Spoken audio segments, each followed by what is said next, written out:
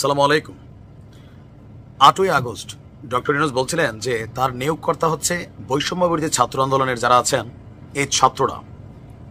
যেই নালে উত্থান ওই নালেই কিন্তু মাঝে মাঝে বিনাশ হয়। যেমন ধরেন শেখ হাসিনা ব্যক্তিগতভাবে গিয়া তো কারো থাপড়ায় নাই, কোনো ব্যবসায়ীর কাছে চান্দা চায় নাই, তাই না? অথবা ধরেন ঘুষের জন্য টাকা দাবি করে না ব্যক্তিগতভাবে, কিন্তু তার যে চেলাচামুন্ডা মন্ত্রী, এমপি, লোকাল পর্যায়ের যে ইউনিয়নের নেতা, ছাত্রলীগ, যুবলীগ যারা ছিল, তারা যখন অপকর্ম করতো বদনাম হইতো কার? আপনার অন্তরে গোস্বা আসতো কার প্রতি? যে এই সিস্টেমটার যে নাটের গুরু শেখ হাসিনা, যার কারণে এক দফা এটা বাস্তবায়ন হয়ে গেছে। এখন আজকের দিনে এসে সারা বাংলাদেশে এই বৈষম্য বিরোধী নামে যে সকল চাঁদাবাজরা আছে, অধিকাংশ এখন চাঁদাবাজিতে লিপ্ত হয়ে গেছে।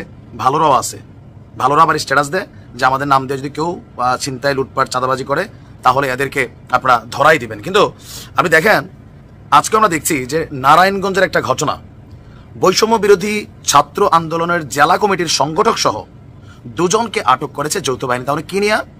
মাদক নিয়া।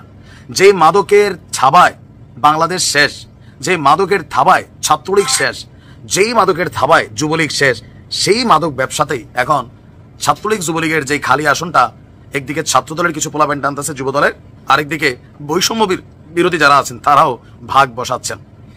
তাদের কাছ থেকে ইয়াবা জব্দ সহ আজকে আমরা যদি দেখি, রোববার দুপুরে গোয়েন্দা তথ্যের ভিত্তিতে শহরের খানপুরের যে এলাকাটার নাম হচ্ছে আপনার 300 শয্যা বিশিষ্ট জেনারেল হাসপাতালে অভিযান চালানো হয়।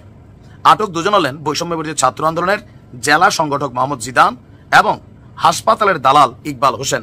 এই ঘটনায় জিদানকে সংগঠন থেকে বহিষ্কার করা হয়েছে। আমি আবারও বলি, দেখেন বহিষ্কার, এই খেলা আওয়ামী লীগও খেলছে, বিএনপিও খেলছে, কিন্তু দলকে কি ঠিক রাখতে পারছে? না।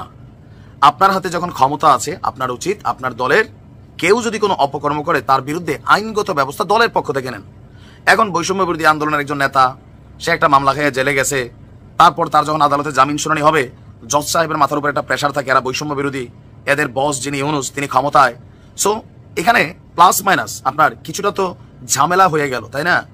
এখন আমার দৃষ্টিতে যেটা হচ্ছে যে এদের বিরুদ্ধে দলের পক্ষ থেকে আইনগত ব্যবস্থা নিলে থানা, পুলিশ, প্রশাসন, জজ তারা বোঝে যে না, সে অপরাধী, তার সঠিক পানিশমেন্ট দেওয়ার সুযোগ আছে, জামিনের প্রাপ্ত হলে তারা জামিন দিবে, কিন্তু বিচারটা কোথাও না কোথাও প্রভাবিত হবে না। কিন্তু রাইট নাও অনেক কিছুতে হচ্ছে।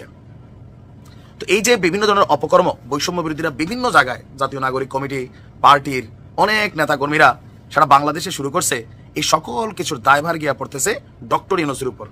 না, এই লোকটা ভাই তারে দিয়া হবে না, তিনি বৈশা দেশটারে আউলাই ফেলছেন, আগেই তো ভালো ছিলাম, তিনি কি করতেছেন? ছাত্ররা তার নিয়োগকর্তা, তিনি তো ছাত্রদেরকে অভার সুবিধা দিচ্ছেন, জনগণ কি তাহলে ধৈর্য হলো? এরকম আওয়াজ মার্কেটে উঠছে। এই বৈষম্য বিরোধীরাই যে কোনো সময় দেখবেন যে এই ডক্টর ইউনূস সরকারের উত্থান যেমন করছে, পতনও করে দিবে।